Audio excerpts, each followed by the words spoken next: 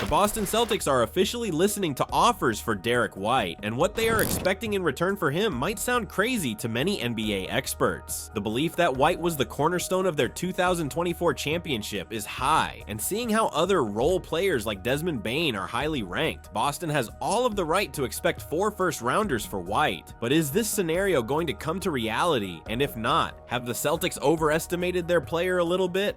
The Boston Celtics were expected to roll into the 2025-26 season with one of the deepest and most complete rosters in the NBA, but everything changed when news broke that Jayson Tatum would miss extended time due to a foot injury. The injury, though not season-ending, has thrown Boston's offseason plans into disarray. Suddenly, every piece of the roster is being reevaluated, and Derrick White, one of the most dependable and underrated players on the team, is now at the center of a growing trade saga. Over the past week, several reports have surfaced indicating that the Celtics are at least listening to trade inquiries involving White. However, they're not giving him away for cheap. According to sources close to the front office, Boston's asking price is extremely high, described by some insiders as a massive haul. This isn't about cap flexibility or creating space. This is about maximizing value for a player who has become one of the best two-way guards in the league and a crucial part of Boston's identity. One of the more notable trade offers reportedly came from the Toronto Raptors. According to Bleacher Report, Toronto made a serious push, bundling together multiple future first-round picks and at least one rotation wing in a bid to land White. But Boston didn't just reject the offer, they reportedly laughed it off. That reaction quickly became headline material across the league and sent a clear message to rival front offices. If you want Derrick White, you'll need to back up the truck. So what exactly are the Celtics looking for? According to reports from Sports Illustrated and CBS Sports, Boston is seeking a package that includes multiple high-value draft picks, ideally lottery selections, along with a young, ascending player who can slide into their rotation immediately. They are not interested in rebuilding or stepping backward. This is a team with championship expectations, even with Tatum temporarily sidelined. Any move involving White would need to return win-now pieces, or, at minimum, players with serious upside and NBA readiness. From Boston's perspective, White is a premium asset. He's one of the league's most efficient defenders, a capable secondary playmaker, and someone who has consistently delivered in the postseason. His versatility allows him to play both guard spots, defend multiple positions, and fit into any offensive system without demanding the ball. He's the kind of player contending teams dream of adding to their playoff rotation.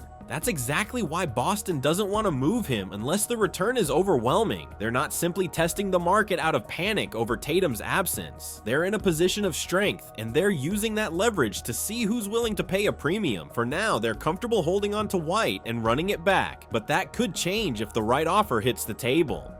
Other teams are paying attention. The Raptors may have been the first to make an official offer, but league insiders say that multiple teams, including the Indiana Pacers, Chicago Bulls, and possibly a few Western Conference contenders, have reached out or are closely monitoring the situation. Boston is being selective. They have no deadline to make a decision, but the sense around the league is that something big could happen before training camp begins. If Boston does decide to trade White, it will have ripple effects across the league. He's the kind of player who can elevate a good team into a great one. For Boston, it would mark a significant shift in their backcourt strategy, especially with Malcolm Brogdon gone and Tatum recovering. For the rest of the league, it's a chance to grab a playoff-tested veteran with two-way value and team-friendly years remaining on his deal. What happens next will depend on how aggressive rival teams get and how much Boston is willing to bend on its demands. But one thing is clear, the Celtics are not entertaining offers unless they believe they're getting a game-changing return.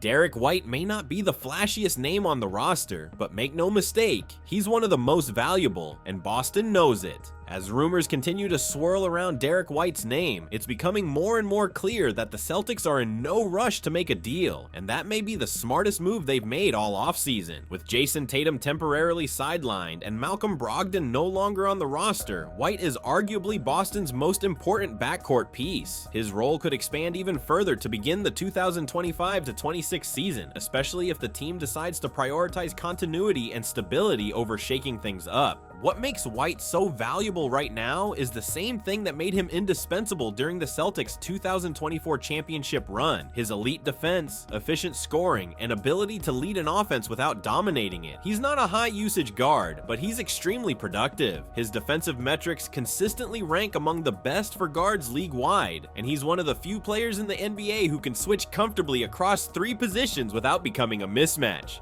That type of versatility is rare, and it's why Boston is being so selective in trade talks. The front office knows that once White is gone, there is no easy replacement. Players like him don't often appear on the market, especially not under team-friendly contracts. As it stands, White is owed approximately $28.1 million for the 2025 to 2026 season, a number that many rival executives consider a bargain given his production. There's also the matter of timing. With free agency approaching and teams evaluating their offseason plans, Boston is likely waiting to see how other rosters shake out before committing to any move. For example, teams like the Lakers, Bucks, and Mavericks may have different needs depending on how their own negotiations unfold in the coming weeks. The Celtics are well aware of this, and they're using the interest in White as a barometer for the broader market.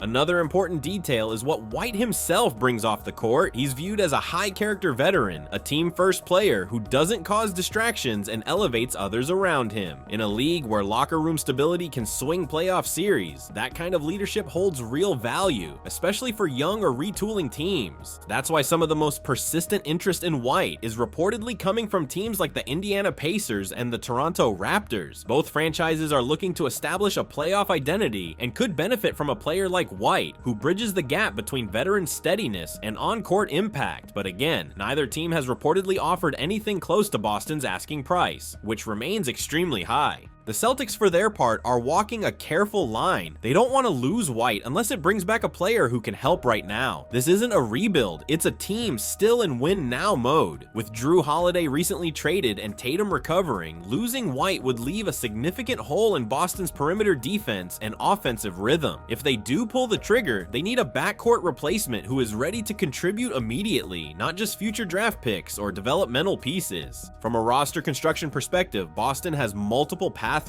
They can keep White and lean on his leadership until Tatum returns, possibly shifting more ball handling responsibilities to players like Peyton Pritchard and new rotation additions. They can also explore a trade for a more explosive scorer or a two-way wing, provided that player can fit into Joe Mazzulla's system. Whatever they choose, they'll be doing it with full knowledge that their title window is still open and that the Eastern Conference remains wide open beyond the top few teams. There is also the question of public pressure. Fan reaction to the trade rumors has been largely negative, with many pointing to White's role in last year's championship as a reason to keep him. While Boston's front office is known for blocking out noise, there's no denying that trading such a respected player would carry emotional weight, especially if the return doesn't immediately produce results. Ultimately, the Derrick White situation is a classic example of a front office balancing present needs with future opportunities. They're not just managing one player's value, they're trying to maintain a roster capable of surviving an early injury blow while also staying flexible for the future. Every phone call they take, every offer they consider is weighed against that reality. Whether White is still wearing green when the season tips off will depend on how aggressive other teams get and how much Boston believes they can compete without him. But unless the Celtics receive a package that makes them undeniably better, the smart money says they hold on to their most trusted guard, at least for now.